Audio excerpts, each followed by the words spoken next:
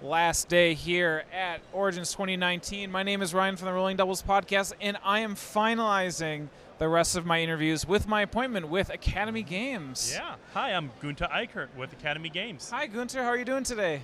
I'm doing great. I mean, Origins is always such a fun show.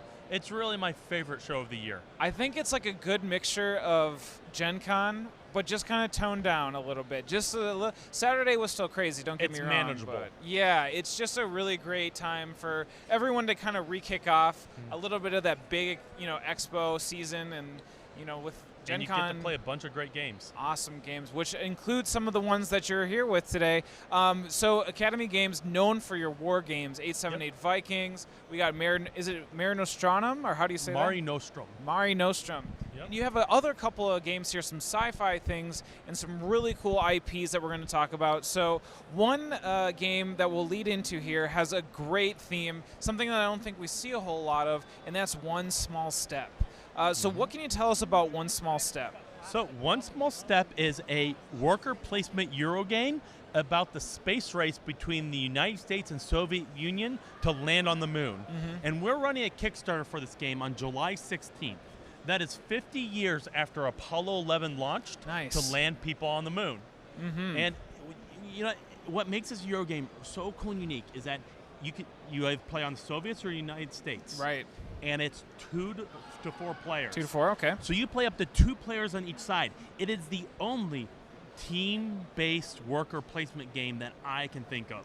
Okay, very cool. So every other game is either cooperative or competitive.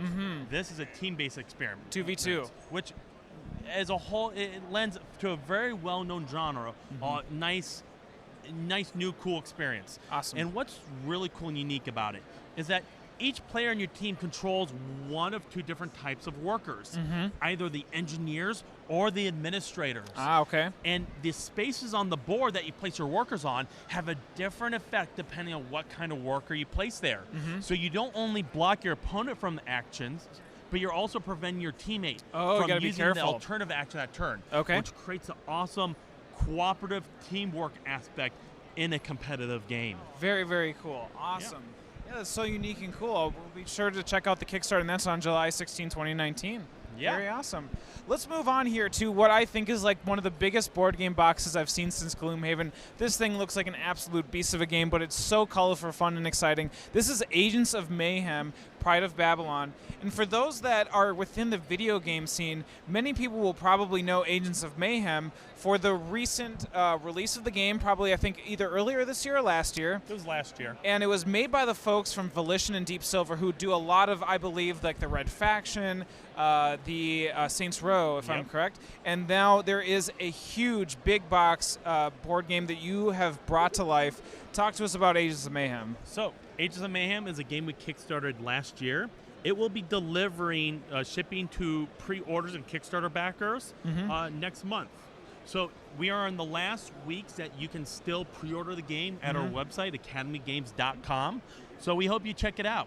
And it's a really fun, fast-paced team skirmish game. So again, you can play on a team of up to 1 to 2 players. And each team controls 3 different character boards. That's either an evil super villain, a squad of some of his minions, or a anti-hero who is trying to do whatever they can do to stop the Legion supervillains from taking over the world. Nice. Yeah, and as you can see, and unfortunately viewers or listeners at home can't, it's played on this amazing 3D modular board that's made up of these multi-level buildings. We got some pictures that we'll probably throw up on the screen right now, but yeah, this thing is absolutely awesome. We have Gunter holding it up right now. This is a 3-story build, 2-story building, 3-story building that people can construct, and he's shaking it, and it's stable. This thing is rock solid. There's not going to be a bump on the table that's going to have this thing. Oh, it looks like it even screws in too. Look at that. That is great. It unscrews and the posts screw into each other for easy assembly and disassembly. Oh, very cool. Yeah, that looks great. You're not looking at, That looks awesome. And so what table presence this has, you have miniatures, you have flip side cardboard so that you're able to play on different terrain, which is really cool. You destroy the buildings as you play. Ah, yes. Destructible terrain. Very awesome. Yeah, so again, it looks like you guys are really trying to duplicate it, to the degree of that like wacky and wild like video game where it's just a bunch of destruction, having a lot of fun, and just making this thing like when people are going to walk by it, I think it's not going to I think people will definitely glance heads at it. That's really awesome. Yeah, I don't know if you saw our mega version up there. That is tiles are 3 feet wide, stands as tall as a human. That is insane. And you can actually play the game on it. Like you yourself can just stand in the middle. Well, no, we have these foot-high standees that we play on it. But that's insane. It's really cool to see these gigantic buildings on the show floor. That's amazing.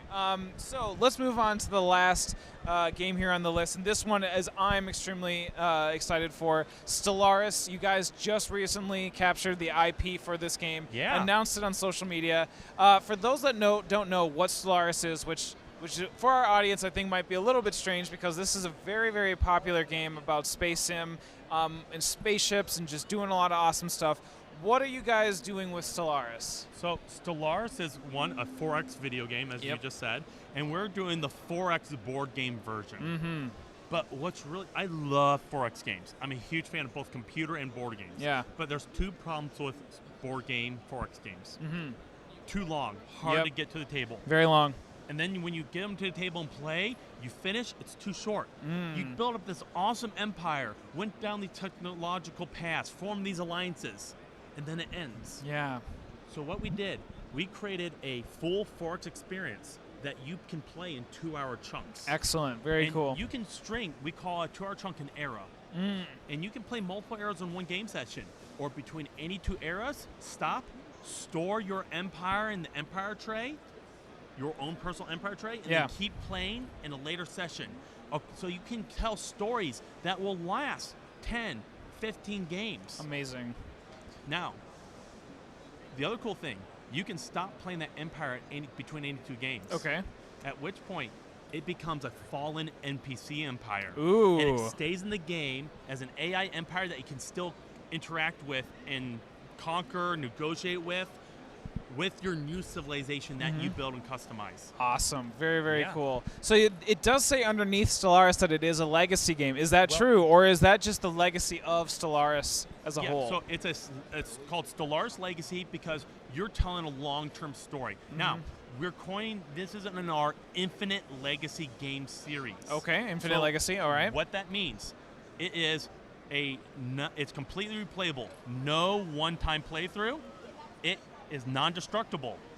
No permanent changes to the game. So it's completely resettable and no linear storyline. Awesome. So it is really a completely replayable game like any other 4X game, any Euro game, but with narrative that spans multiple games. That sounds amazing. That's really awesome. And now this is also coming to Kickstarter. Any specific date or timeline that you can give us for when people of the game, or fans of the game, can get maybe their hands on and start pre-ordering? Well, the game is designed. We're working on the art right now. Okay. As soon as we're done with the art, we're going to be launching the Kickstarter.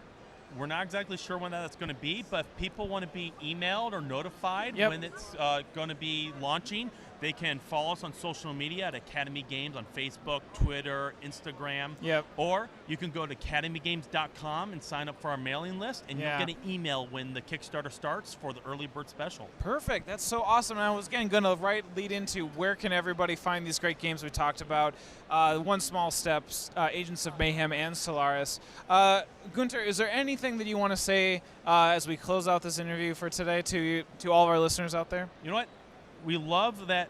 We hope you check out some of our games. There are some great experiences, and we hope to see you at one of the upcoming conventions. Like Gen Con will be at. Gen Con, I'll be at Gen Con, and I'm excited to see where all of these games have been, developed, how they're doing out in the market, and I will definitely be back to check in on you. Making sure you're doing some good stuff. With you. Yeah, thanks again, Gunter. And again, it's been my pleasure to have you be my very, very last appointment today. This has been such a blast throughout the year to be able to close it out with you guys. Finisher. You are an excellent finisher. So, Gunter, thanks again.